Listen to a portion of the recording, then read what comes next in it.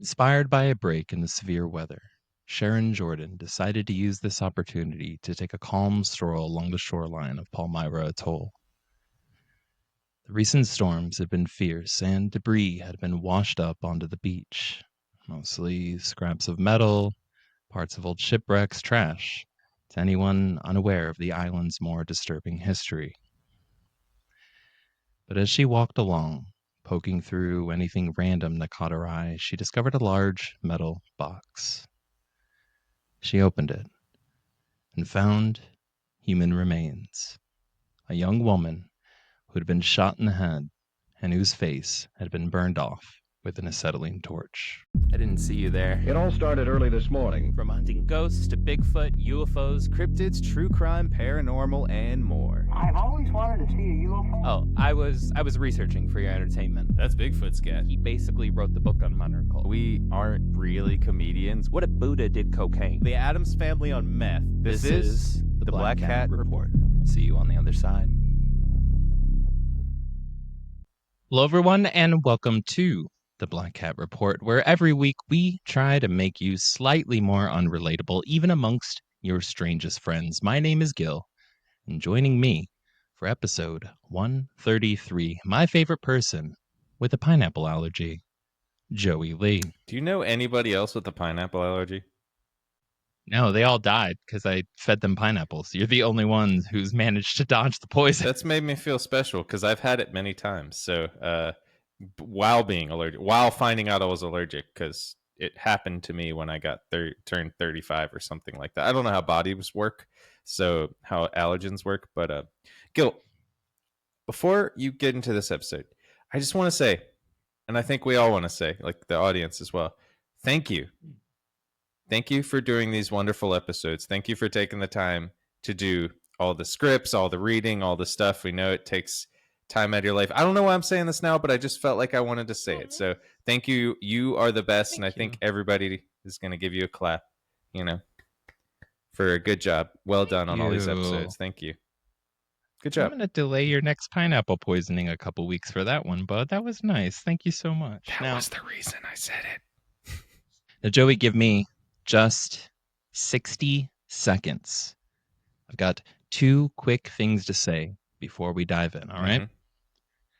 First, the next episode of Beer, Booze, and Boogeyman is coming up in exactly 1 week on Saturday, June 7th at 7:30 p.m. Eastern, where we'll be taking live calls and reading paranormal stories from first responders. So if you are a cop, paramedic, firefighter, or just quick on your feet during an emergency and you've ever had an unexplainable experience while on call, we'd love to hear it. Please consider submitting your story to the B3 website, which can be found at ghost.beer. That's GHOST.BEER. Or you can click the link found in this episode's show notes. Second, our main source for this whole series will be the fantastically well-written, massively long book titled And the Sea Will Tell by Vincent Bugliosi. Now with announcements out of the way and only one shameless self-promotion for our Patreon embedded just a little later in this episode, let's set sail for Palmyra Atoll. All right. It was about 60 seconds. All right. That was about 6 seconds. Good job. That was a good minute of my life. I feel like well earned. Good job. Take a breath. Yep. It's like 80 degrees up where you are right now. 90 degrees. It's so hot in this studio. You can tell. Got the beach effect going. Yeah. It looks like you just came from the beach. Pretty much. I'm going to be swimming by the end of this one. Mm-hmm. An unmistakable cracking sound echoed off the walls and water around Malaya Bay as a salvage crane accidentally snapped the mast of the Margaret while pulling her from a shallow shore grave in the early 1970s. More destined for death than reincarnation, the Margaret was a 30-foot-long wooden sailboat with a storied history of tempting the dreams of beginners and quickly sinking their hopes. As was the case with the Margaret's first post-salvage owners, a young married couple who sunk their blood, sweat, and savings into their novice attempts at making the Margaret seaworthy again. After sitting on blocks near the harbor for 2 years, she was purchased by the couple for $400, and soon the makeover began. The cabin was stripped and refinished while the wooden hull was given a new life when they patched over cracks from bow to stern with fiberglass. This was a rookie mistake, one that was perfectly overlooked by the next owners of the Margaret, Dwayne Buck Walker and Stephanie Stearns, who, after pulling together every ounce of their savings, purchased the Margaret for $2,260 in the year of our murders, 1974. Just like the year of our Lord. The year of our Lord and Savior, Palmyra Atoll. Mm-hmm. An ex-convict, Buck was on the fast track to get the hell out of Hawaii and begin life as a fugitive on the high seas with his flower child girlfriend, Stephanie. Time was of the essence, as Buck was actively planning to skip his upcoming court hearings for a drug charge, the paperwork of which, once it made its way off the island and through the legal system, would eventually be flagged as a parole violation that would send him right back to federal prison in San Quentin, a chain of events Buck would do anything to avoid. And so, armed with a library card and a scheme, Buck set off to work to repair the Margaret as quickly and cheaply as possible, though having only had experience building houseboats with his father some many years earlier, to say Buck would even qualify as an amateur yachtsman would be a huge overstatement, which leads us briefly back to the fiberglass. You know, I would say how many things you can do with a library card. Like, like a library card in a dream should be a song because that's literally all you need. I'm not going to disagree. Unfortunately, Buck didn't have a buck, so. This episode is brought to you by your local library. Mm-hmm. Are you on the run? Because you can sleep in the parking lot. See, while fiberglass stays firm in its shape and structure, making it an excellent shell for boats, wood, on the other hand, tends to expand and contract vigorously as it rides through environmental fluctuations such as heat, humidity, and constant exposure to water and sun. Furthermore, wooden planks creak and slide as they shift and settle, naturally adapting to the hostile waves in the open sea. This is a huge incompatibility here. Yeah. Well, it's crazy how many boats back in the day were made of wood, and I guess that's just the only thing they had, and they weren't treated, so they had to figure out ways to make boats work, even if they expanded and contracted. So it's amazing boats just didn't sink more. Well, they had pitch and they had tar and they had all different sorts of oils and ways of like aging and treating and curing wood for ships, like specifically for sure for ships. And they use the when I mentioned the fact that the planks kind of slide and creak and go back and forth, that's one of the reasons why on wooden ships you don't really see them, especially like the old wooden ships, the ones that had been used for thousands of years before the 1950s when fiberglass hulls were invented or became popular. They use like pitch and tar for patching between those. Because that was flexible, and it also changed consistency with the temperatures, the same way the wood would, right? So, but when you introduce something that is going to be expanding and contracting and shifting and moving, and you infuse it with something that is rigid and hard and never changes, more or less, that's going to create issues immediately.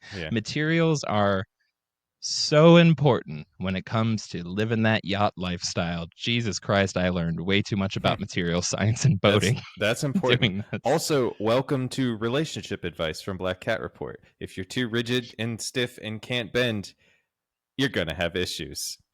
Keep it sticky between the cracks, y'all. Exactly. Now, you see... Don't have issues then.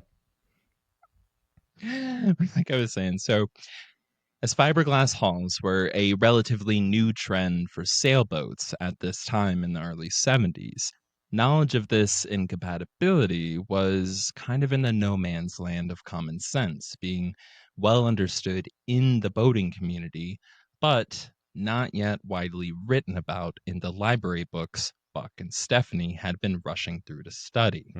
Yeah, it's always behind. Publishing didn't exactly happen as quick back then, and I don't know how much the Honolulu library was getting in fresh shipments from the mainland back then, Well, as such, when Buck began repairs, he started by patching fiberglass cracks in the hull of the Margaret. This means he was essentially patching patches.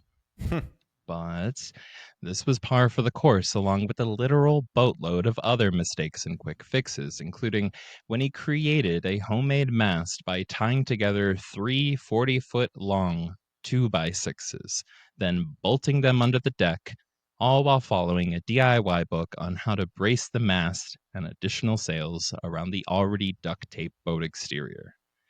This is the most rinky-dink looking ship you can imagine. Yeah. I want to imagine that It's thing busts off so bad. eventually. You remember from episode, what would it be, 131, we talked about Palmyra Atoll, specifically how unbelievably difficult it is even for the most hardened veterans, Skilled sailor. Yeah. skilled sailors and folks to like damn near impossible for them to even get near, get into. It's a huge pain in the ass. Notorious the world over, right? And as you can tell from the title of this series, that's where they're going to be sailing to. So keep this in mind. Well, they'll pay a toll, I imagine. Long of a short of it, I can literally just hear this boat as I'm reading through the descriptions in the book, just saying, "Kill me, kill me, put me out of my misery." This boat doesn't want to live. It's an old grandma with like smoker's cough, for 80 years, 90 years, and just like, just kill me. Dude. Well, in truth, the only forces more powerful than Buck's ego and inexperience were reality and luck, which teamed up and delivered a rude awakening soon after he, quote, completed the Margaret just 4 months after its purchase. Another red flag there. It was on April Fool's Day, April 1st, 1974, when locals, shocked and skeptical, gathered around the dock to watch the intended launching of Buck and Stephanie's boat. An event that honestly was more of a spectacle than a celebration.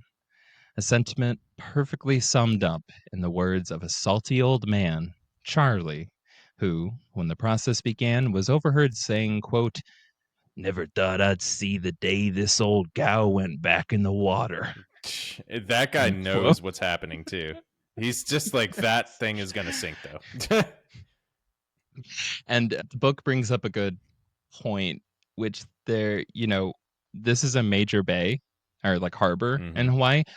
Boat launchings were happening every 5 seconds. This was like, that's normal. Yeah. That's just normal. This specific boat, locals gathered around like, oh shit, what is about to happen? That there's just a bunch of kids.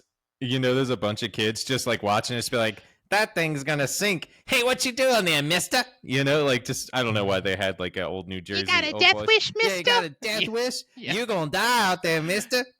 Just all these crazy kids just tell them, you suck. I'll put 10 on 2 days. Yeah, they're betting. Those like gangster kids are betting from like New York. That's just how I envision it. They stopped their marbles game to bet on this boat. Ladders.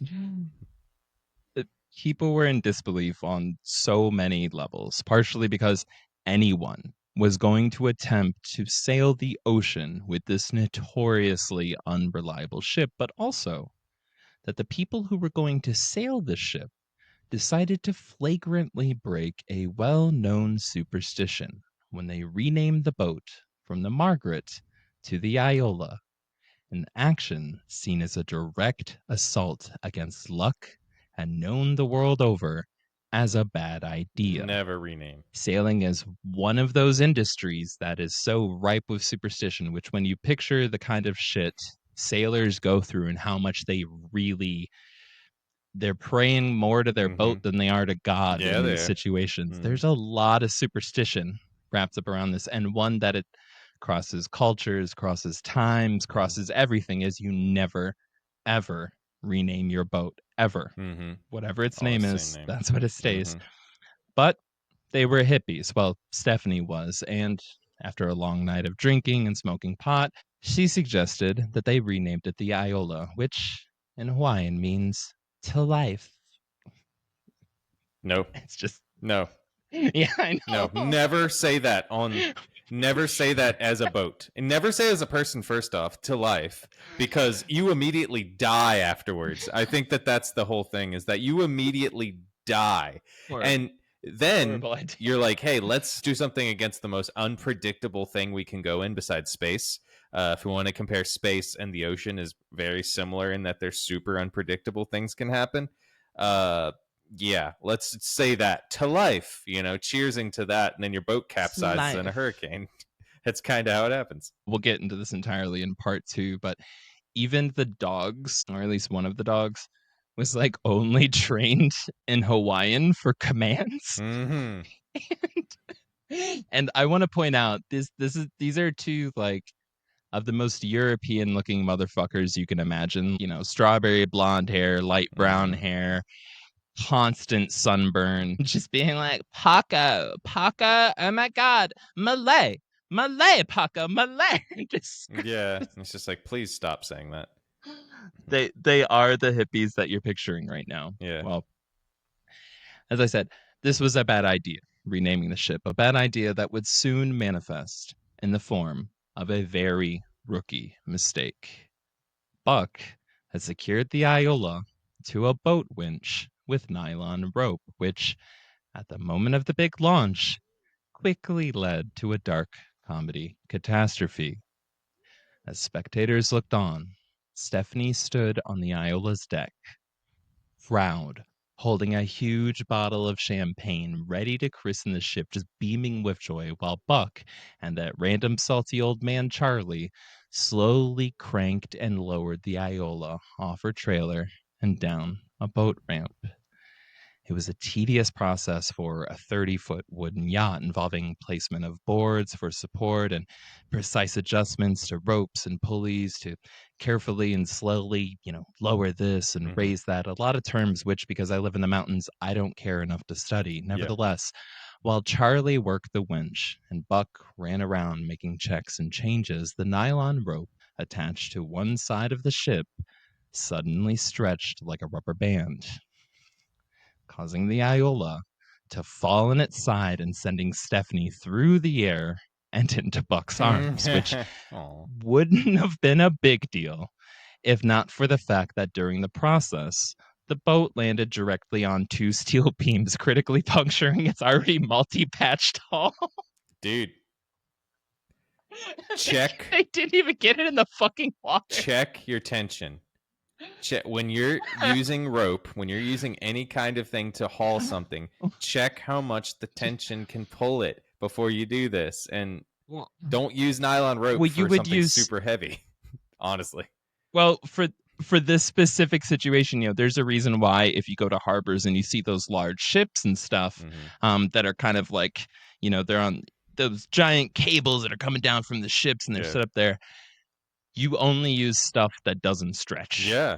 Right, because you don't want it to stretch and start pulling and rocking, because guess what? It's sitting in the water. It's just going to be stretching and rocking. You need it to be taut or snap, one of the two, right? Well, again, a lot of material information, but this is based around islands and boats, so I'm sorry. I got to give you all the little backstory on it, but I think I've made my case about where Stephanie and Buck are at as boaters. Yep, they're really bad. So they're really bad, and they are novice, and so it's going to be fun watching them sail. It's going to be a blast. Well, seeing what had happened, Buck proceeded to flip the buck out on poor little old Charlie, screaming in his face and squaring up to fight him. While in the background, hippie Jennifer tried to calm him down, saying it wasn't that big of a deal and probably dropping lines like, "It's what the universe wanted," etc. Well, this one-sided screaming match continued on for a moment until Buck finally got into their car and sped off, leaving Stephanie standing on the dock, still holding an unopened bottle of champagne in front of a crowd of onlookers. Oh, Stephanie. Nah, make me feel bad for Stephanie. Now, and I don't know if this is really legal for me to do. I might cut this out later. But I did get the full list of names, the names of the the onlookers that were there. And a few of the names sounded really familiar. They were Bud, Tom, Thomas, Little Mystery, Bob, Betsabe, Lucas, Tim, D, Max, Ian, Morgan, Dragonball, Tim Miller, Marissa, Gavin, Rochelle, Ave, Jaden, Jackie, Yellow Bear, Dwayne, aka Snatch Twat, Alyssa, Bree, Michael Extreme, Kristen from the Paranormal Girl podcast, James, and most shocked of all, our sexiest producer, Happy Kitty. And happy birthday. Happy birthday. Yeah. Woo. Love you, Copy Kitty. Yeah. Thank you all for onlooking on this boat episode. Now listen, y'all, your secret's safe with us. We won't tell anyone you were there when this crime went down or that you're all beloved members of the Black Cat Report Patreon. But moving on. I do picture Charlie there when all this went down, just in the background, just being like, I should have never left the ice wall. Just oh, yeah, he was there. Charlie. I mean, Charlie's always on the boat. So I just picture this older guy kind of with like, got to be a Charlie. He's got to be a Charlie everywhere you go. He just has a tank top, with like some like surf company on it. They called him Red Face Charlie. Yeah. And he's just probably putting down a pint of schnapps every other day, probably every day. Just like, damn, I'm getting too old for this. If I had my life all again, I would do it again, actually. As a vampire, I'm getting too young for this. Charlie is a vampire. Well, meanwhile, in San Francisco, some 2,000 miles away, Mac and Muff Graham were in their final weeks of preparation for an extended trip through the Pacific. Their ship, the Sea Wind, was everything the Iola wasn't, and its captain, Mac, was everything Buck wasn't. A competent sailor who had left his life as an engineer to travel the world, Mac had been sailing since before he was able to walk. It was a multi-generational passion, and his family, one he took very seriously, and for those that knew him, all would agree, he was made for. It had been 14 years since Mac had bought the Sea Wind, and in that time, he had carefully and painstakingly replaced or customized every single inch of the stunning, all-wood, 38-foot-long yacht. To say the Sea Wind was an instant celebrity in any harbor it pulled into would be an understatement. Fitted with only top-of-the-line equipment and maintained with the most high quality of materials, many would assume it was owned by a millionaire, though that couldn't be farther from the truth. In reality, Mac had worked his way up to becoming an engineer at General Motors by the time he was 28, but had been miserable and desperately trying to get away from corporate life since the day he had first stepped into the office. As fate would have it, his uncle, whom he was very close to, passed away and left him with an inheritance of $100,000. Not a small sum, but not enough to retire on either. And so, the 28-year-old Mac methodically moved this money into secure investments and was able to make a small financial safety net that enabled him to quit his corporate job and begin what would become a multi-year-long search for the perfect sailboat, a quest that ended with the $20,000 purchase of the Sea Wind. Yachts. During this time, and ever since, whenever the fiscally cautious Mac deemed it necessary, he would work odd jobs in harbors where he would quickly be hired and then often promoted up through any number of sailboat-related businesses. The scenario would play out regularly, even though it was always well understood by his employer that his stay would be temporary. Simply put, boat shop owners loved Mac, not just for his reliability and incredible work ethic, but his unmatched skills and talents when it came to building and maintaining sailboats. These jaunts into regular employment enabled Mac to gain access to professional equipment, discounts on gear, and connections for deals, the benefits of which he would lovingly put back into the remodeling and maintenance of the Sea Wind. So, while the Sea Wind could proudly stand next to a millionaire's yacht, in truth, it was the gem of a working man's dreams and decades of dedication. Like, this guy put everything into it. Do what you love, and, for all of you out there, if you're working corporate jobs, get through it.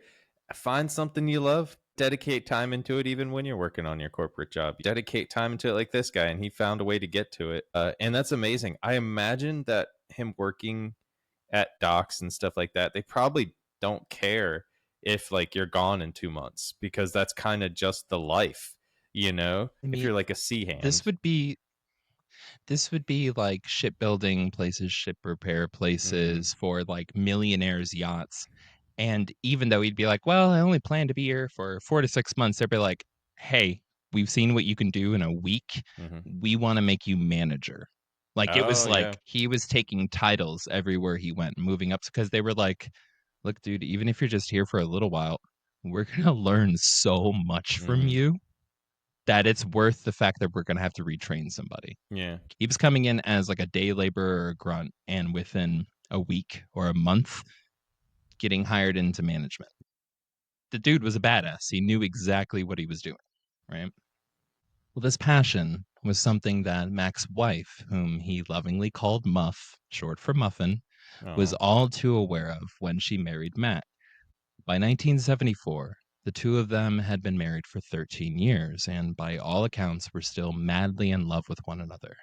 They had traveled the world multiple times, fought off pirates, braved Hell yeah. storms that swallowed ships twice their size, and as a result, became the perfect sailing crew with unrivaled chemistry. Hell yeah. Veterans who were battle hardened by adventures on the open sea. This was a power couple. Yeah. Like 100%. This Yeah. couple was a badass. They experienced a lot, you know, so that makes great teamwork. You know, eventually you just figure out how to work a boat together, and that's awesome. And they fought off freaking pirates. I think, yeah, like through the Mediterranean, like multiple times. Like there was like stories about them in the Red Sea, them throughout the Mediterranean, like our travels through the Orient. Like it was just like there could be a movie series just made off of this couple just traveling. Like they did so much crazy shit. I think they're I didn't include it, but their initial honeymoon was like a 6-year cruise, like or sail. Dang, that's cool though. Jesus. Yeah. That's longer than most modern folks' marriages. Like, that's true. Like... Yeah. 6-year honeymoon across the world. I mean, it's definitely a specific type of person's life.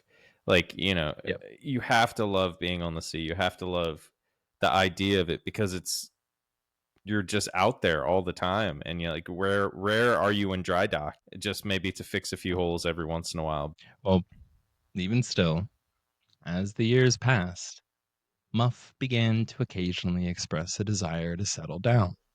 She sometimes wished that they would chill on all these world travels and just maybe pleasure sail, like so many others that they would meet as they would go to these harbors and make friends with new people. But it was a dream that she learned to deny when she saw the look in Mac's eyes, her beloved husband deep in his element. She had to accept that the very reason she loved him so much came from the passion still burning from Mac's first marriage, the sea, sailing, and the sea wind. That's very appreciative and beautiful, honestly, that she saw that. And it sucks that that sucks in a way. But it is beautiful to appreciate that, of like, well, if I change that about that person, you know, in either side of it is that like, oh, then that's what I loved wouldn't be the same person. Yeah. Muffin just wanted to proof, you know. A little Baker joke, if you guys know what I mean. There was some cute lines too of like them talking, because she was always insecure. You know, when they met, she was like young in her 20s, hourglass figure, constantly used to being hit on by fucking everybody. And she was, I think it was in San Diego or San Francisco, but her car broke down one night. And of course, Mac showed up. He had been walking through like downtown and was like, oh, you got car troubles. Went, pushed her car, got her car started, like literally just magically from scratch. Like I'm sure he took like some paper clips and a pencil. The dude is a mechanical genius. He's an engineer from GM. So yeah, he probably knows exactly what's going on. And he became like a mid-level engineer after graduating college. So in like 4 years, he was already like a mid-level engineer at General Motors. And this is like that close to the like around heyday time of General Motors. So like that's fucking impressive. Yeah. But anyways, you know, Max showed up. He was only a couple of years older than her, got the car started, and asked, he's like, "Hey, well, would you like to go get a drink?" She was so close to saying no. Like, she was set because she had got hit on so fucking Yeah, much. for sure. But there was that spark, and she's like, "Yeah, you know what? I will. I'll go get a drink with you as a thank you for fixing my car." And it was love. Just immediately, it was fucking love. They hit it off. So really, really fucking cute couple. And over the years, like I was saying, she got self-conscious, and so she was always into these different fad diets. Like one that I laughed about from family history, but she got into the apple cider vinegar craze in like the 70s, trying to lose weight. And so Muff had a little bit of a muffin top. And Mac, even though he kind of looked like an ex-Marine, the guy was built, he'd been doing sailboats and hard labor for over however many years. I mean, to be like, "I love every curve and inch and swerve of you, baby. You're my dream come true." Got comfy. They were that's so so cute, beautiful. dude. Yeah, they They're got so comfy, damn and cute. that's so beautiful. Yeah, really fucking cute couple. Love with Black Cat Report. Aw. And then they were fucking murdered. There's gonna be a lot of people in this story, so Yeah. this is why we're getting all that. We're getting the intro We're getting the episodes, goodness. right? Well, in 4 weeks, Mac and Muff would be leaving San Diego and heading to Hawaii, where they would stay for a month before sailing off to an obscure, uninhabited island, Palmyra Atoll. Once there, they planned to explore the island and live in the tropical paradise for somewhere upwards of 7 months. So they were going to go there and basically set up a temporary home. Yeah. It was a dream Mac had cooked up in his never-ending quest for adventures. He had meticulously researched the island and prepared for the trip with the same cautious intensity that so hallmarked every major move in his life. During which time, he had hunted down and interviewed the rare few who had been to Palmyra, such as World War II veteran Al Horton, who was stationed there from 1942 to 1944. Folks that listen to episode 131 might remember this. Well, Mac and Muff had dinner with Hal shortly before their departure from San Diego. He had a lot to say about the island, most critically, how to safely navigate into Palmyra through its notoriously narrow coral reef channel. Most ominously, and much to the fears of Muff, Hal shared other, more disturbing memories from his time spent on Palmyra. Quote, "Once one of our patrol planes went down near the island. We searched and searched, but didn't find so much as a bolt or piece of metal. It was weird, like they dropped off the edge of the earth. Another time, a plane took off from the runway, climbed to a couple 100 feet, and turned in the wrong direction. They were supposed to go north, and they went south instead. It was broad daylight. We could never figure it out. There were 2 men aboard that plane. We never saw them again. We had some very bad luck on that island. Old salts in the Pacific called it the Palmyra Curse. And that was just Tuesday. The island is very small. You could fly over it at 10,000 feet and not see it if there were a few clouds in the sky. Once we heard a plane overhead trying to find us, but he crashed in the drink before he could find the runway. We didn't get to the poor guy fast enough. Sharks found him first." End quote. Wait a minute, is that Charlie? Oh, give me some snaps. Peppermint snaps. Like they fell off the edge of the earth. Wait a second. That's Charlie. Yeah. Captain Butler? Captain Is that Butler, is that you? No, it's just Charlie. No, I miss Captain Butler. Yarr. Yeah. I miss Captain Butler. Such a character. He'll We come need back. to check in on him, see what Yeah, he's doing. we'll do a revisit one day. I heard there were sequels of the books that are supposed to be historical. I don't know how that works. Well, I guess time keeps on slipping. Yeah, history has sequels. Yeah, That with the tracks. World War I, World War II, the sequel. That's what I believe we're going to now refer to World War II as the sequel. Back in Hawaii, Stephanie and Buck were sitting through fears and tensions during an awkward dinner with Stephanie's mother and brother, who, in a last-ditch effort, had flown in from the mainland to try and convince her not to run away and become a fugitive. Makes sense. Spurred to action by a letter they had received sometime earlier, Stephanie's family read through the flowery veil of hippie optimism and were planning to do whatever they could to pull her away from an obviously bad decision. But the more that they talked, the more fears they found.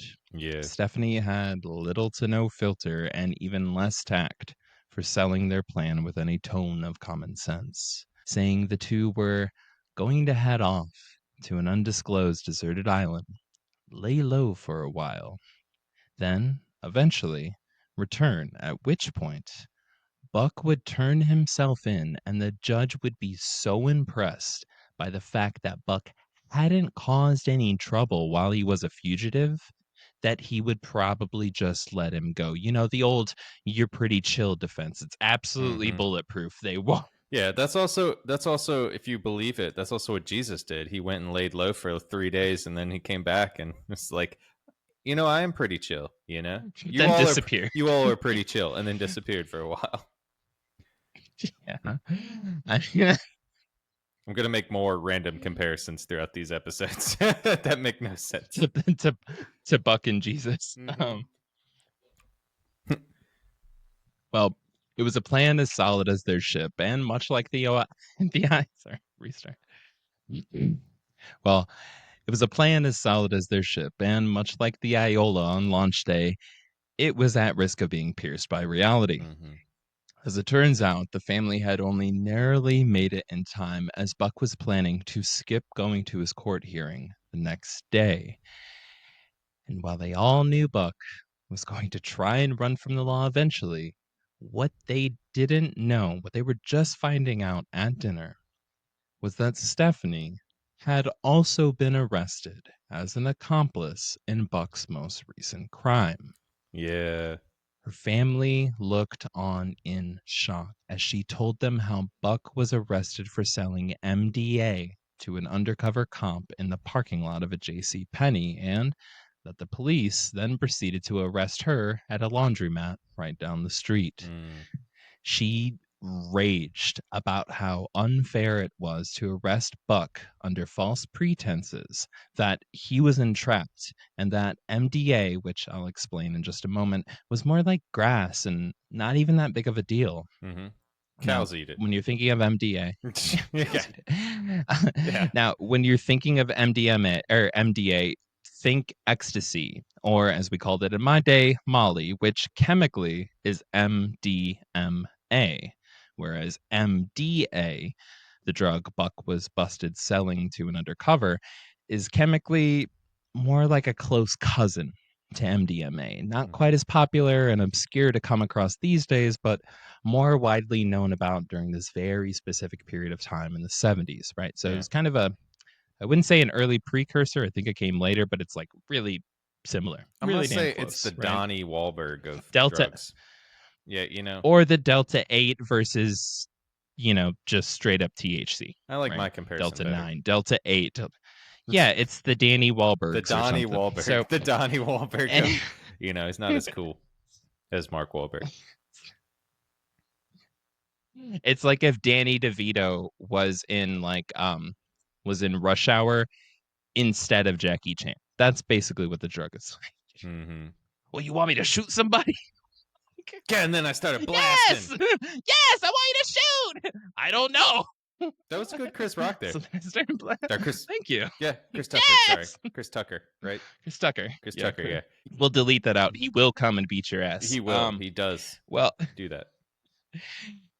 So, anyways, while Stephanie made her stump speech about how unfair the cops were, she also told her family how if Buck goes to court tomorrow and pleads guilty, the charges against her would be dropped.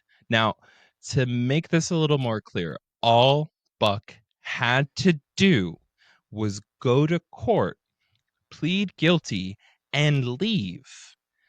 If he did that, he would be given a court date and released that day. Just free to go, free from all legal consequences until whenever he had to show back up. He wasn't going straight to jail. Yeah, never take the easy way. And his girlfriend, Stephanie, would forever be free and clear of all this. Hearing this, her brother's jaw dropped. But, maintaining composure, he managed to be a good bro and offered to accompany Buck to court the next day because if he didn't go, there would be a bench warrant issued for Buck immediately, and his sister might go to jail for shit she didn't do. Yeah. And if he did go, they would at the very, very least have more time to make their inevitable escape, right? This is, hey man, how about another month or two instead of having to go on the run in 8 hours? Yeah. You're already planning on dodging this, dude. I hope that the big brother was just like a big buff guy and just like you're going. Oh, see, there's where there was 30 pages of the book talking about how he like literally was having self-deprecating moments about like, man, I'm so square, like in his life, and how he was like a Nixon kind of guy and just like very conservative, very Poindextery. Yeah. And his sister was this like free loving hippie, right? You know, so they could not be more opposites. But he was still looking out for his little sis. He was like, hey, so hey Buck, hey buddy, hey, I know you've only grunted during this entire dinner, because that's what he did. He was like, yep. That's what a Buck like would the family's meeting him for the first time, like, so how'd you get the name Buck? That's cool. Meanwhile, Stephanie's like, and you would not believe what they did to him at JCPenney. Opposites attract. Like, you know, we also don't hear enough good stuff about JCPenney, you know? It doesn't exist anymore. Yes, it does. JCPenney's exist. It will always exist. I thought JCPenney... Oh, no, Sears. Was it Sears that went under? Sears went under. Sears and Roebuck, yeah. No, wait, there's some Sears. Yeah. I feel like they all went on. Every clothing company always will, like, go for bankruptcy, and then they still exist. They just get bought out by somebody else. Big Lots is gone now. Big Lots? Oh, Big Lots is completely gone, yeah. Yeah, most of them go bankrupt. Now there's literally just Big Lots where they were. Yeah. But self-fulfilling prophecy. Well, this could not have been a stupider decision, is what I'm trying to really emphasize here. And the fact that Buck was just like, I'm just not going to go tomorrow. And they're like, why? There's literally no consequences and only benefits. And the person you love will be free. He's like, nope. Just... Whatever. I want to imagine that there's one piece of him that's like the most embarrassing part of the plot in his like thing, and he's just like, I don't want to. I save gems. I save gems. Yeah. It's revealings of character as the series goes on. So, anyways, thankfully, Buck did agree, and they went to court. And by the next evening, all was made right, kinda. Yeah. Well, in one last Hail Mary attempt to bring Stephanie to her senses, her mom and her brother invited her to come alone to their hotel room where, after some more pleading, her brother pulled out the big guns. Buck's rap sheet, something he'd managed to acquire after pulling some strings with old friends. Long one, I imagine. 4 pages long. It reads like the list of crimes I've committed playing Grand Theft Auto, starting at the age of 16 years old when Buck committed Grand Theft Auto. Soon after that, he went on to commit 1 count of robbery, 2 burglaries, and another armed robbery, all by the time he was 18, the last of which landed him in San Quentin for the first time. Well, a few years later, just 7 months after he had been released on parole from that armed robbery conviction, he was arrested again for burglary. And to top it all off, only 7 years prior to this conversation with Stephanie, he had been committed to a mental hospital for the criminally insane. And that was just page 1 of his rap sheet. Stephanie responded with a laundry list of prepared explanations. It was unbelievably clear that she had been preemptively warped by Buck with excuses spoon-fed to her slowly over the past few years that they had been together. Oh, well, it wasn't like that. It wasn't bad. And yeah, she was in it, right? Her mom, when seeing how far down the road from common sense that Buck had taken her, said, quote, "Sweetheart, if you go out on the ocean in that little boat, I don't think you'll ever come back. To which Stephanie replied, I love you for caring so much about me, Mom, but everything's going to be all right. Mm-hmm. It's like, I don't even want to come back. The next day, defeated, her family flew back to the mainland. Meanwhile, in San Diego, Muff unexpectedly knocked on the door of one of her closest friends, Marie. With bags under her eyes, she also carried a large box of personal belongings. Souvenirs from her and Mac's world travels, and most disturbingly, close family heirlooms. After a long, emotional conversation, Muff revealed to Marie that she was convinced something bad was going to happen, and told her friend what to do with their belongings if her and Mac never returned. A week later, Stephanie's mom received a letter with a decorated envelope, a cute, handmade, quote, drawing of a sailboat skimming the sea, and the words, "Today's cares soon vanish," end quote. And that's where we'll pick back up next week with part 2 of the Palmyra Atoll Murders.